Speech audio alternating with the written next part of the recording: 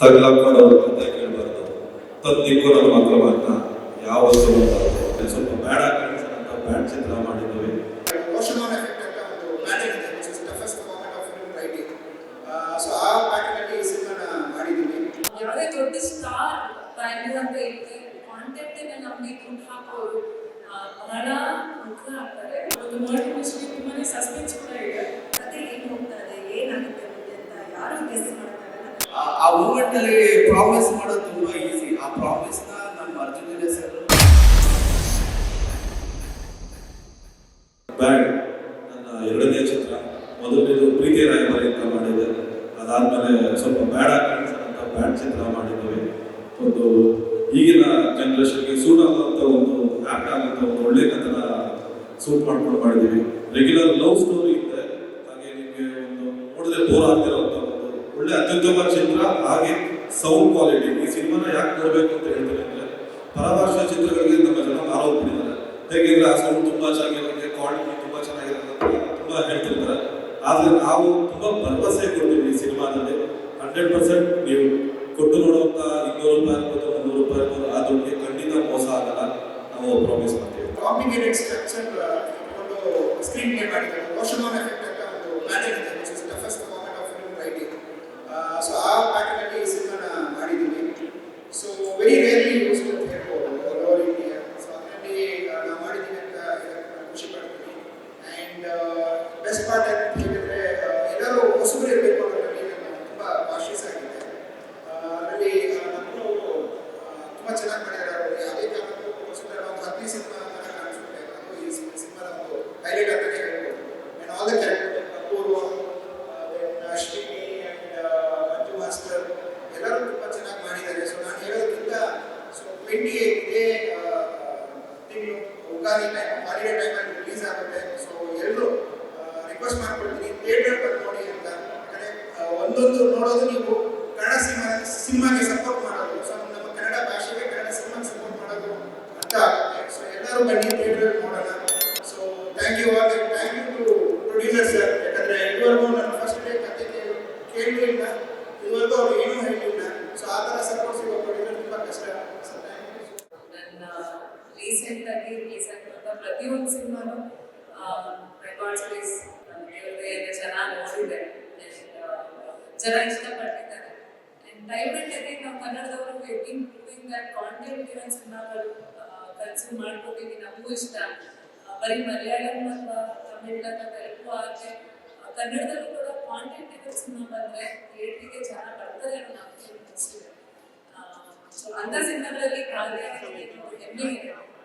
ಈ ಸಿನಿಮಾ ಕೂಡ ಬ್ಯಾಡ್ ಅದೇ ರೀತಿಯ ಒಳ್ಳೆ ಕಾಂಟೆಂಟ್ ಇರುವಂಥ ಸಿನಿಮಾ, ಆಕ್ಷನ್ ಇರುವಂಥ ಸಿನಿಮಾ, ಥ್ರಿಲ್ಲರ್ ಜಾನರ್ನಲ್ಲಿರುವಂಥ ಸಿನಿಮಾ.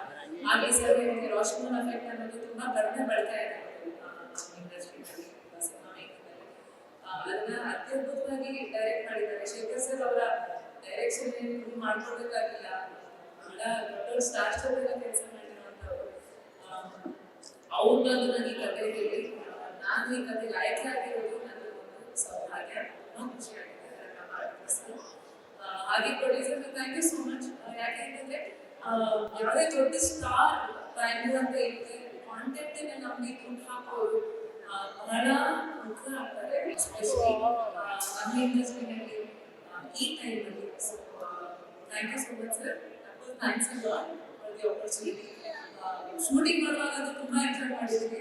ತುಂಬ ಆ್ಯಕ್ಷನ್ ಓರಿಯೆಂಟೆಡ್ ಸಿನಿಮಾ ಇದು. ನನಗಂತೂ ಇದು ಫಸ್ಟ್ ಟೈಮ್. ಅಂದರೆ ಒಂದು ಮರೆಯೋಕ್ಕೆ ಆಗ್ತಿರೋದು ಎಕ್ಸ್ಪೀರಿಯನ್ಸ್ ಅಂದರೆ ಬಾಡಿ ರೀತಿ ಕ್ಯಾಮ್ರಾಗಳನ್ನ ಯೂಸ್ ಮಾಡಿ ಶೂಟ್ ಮಾಡಿದ್ದು ಫೈಟ್ ಸೀಕ್ವೆನ್ಸ್ಗಳನ್ನ.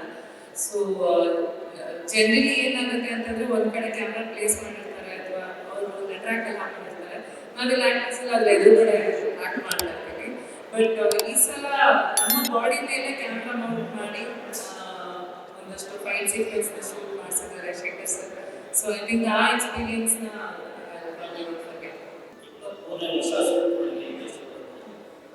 ಹಂಗಾಗಿ ತುಂಬ ಆಡೋದು ಅವರಿಗೆ ಒಳ್ಳೆ ತುಂಬ ಆಡೋದು ಮಾಡಿ ಈ ಚಿತ್ರನ ತುಂಬ ಪ್ರತಿಯೊಬ್ಬರು ಕೂಡ ಅಂತ ಫಿಲಮ್ ಮಾಡಿದ್ದಾರೆ. ನಾನು ಫಸ್ಟಿಂದ ಲಾಸ್ಟ್ ಹೋಗಿದ್ದ ಕೊನೆಯ ತೋರಿಸಿದ್ರು. ತುಂಬ ಚೆನ್ನಾಗಿದೆ. ಎಲ್ಲರೂ ಬಂದು ಥಿಯೇಟರ್ಗೆ ನೋಡಬೇಕು ಅಂತ ತಮ್ಮಲ್ಲಿ ವಿನಂತಿ. ತುಂಬ ಒಳ್ಳೆ ಕಂಟೆಂಟ್ ಇರುವಂಥ ಸಿನಿಮಾ, ಒಂದು ಮರ್ಡರ್ ಮಿಸ್ಟ್ರಿ, ತುಂಬಾ ಸಸ್ಪೆನ್ಸ್ ಕೂಡ ಇದೆ.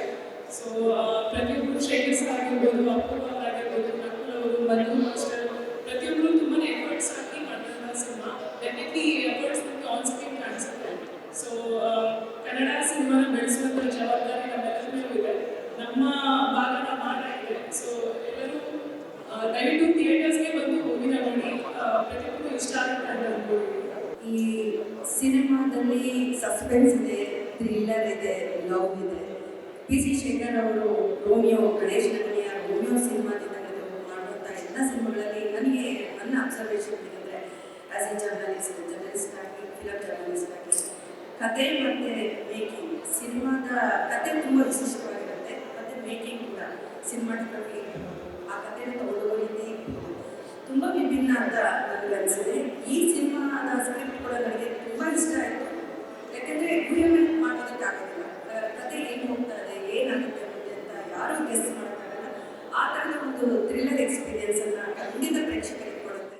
ನನಗೆ ಇದೊಂದು ಕನಸಾಗಿತ್ತು, ನಾನು ಒಂದು ದೊಡ್ಡ ಸ್ಕ್ರೀನಲ್ಲಿ ನಾನು ನೋಡಬೇಕು, ನನ್ನನ್ನು ನೋಡಬೇಕು, ನನ್ನ ಆ್ಯಕ್ಟಿಂಗ್ ನನಗೆ ತುಂಬ ಹುಚ್ಚಿತ್ತು. ಅದು ಅವಕಾಶ ಮಾಡಿಕೊಟ್ರು ಅರ್ಜುನ್ ಸರ್ಗೂ thank you so much. Cinema ಬಗ್ಗೆ ಹೇಳಬೇಕಂದ್ರೆ ನನಗೆ ನೆಗೆಟಿವ್ ಕ್ಯಾರೆಕ್ಟರ್ ತುಂಬ ಇಷ್ಟ.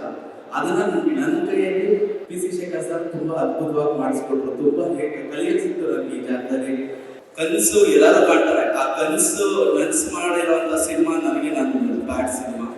ನನ್ನ ಕನಸನ್ನ ನನಸು ಮಾಡಿದೆ.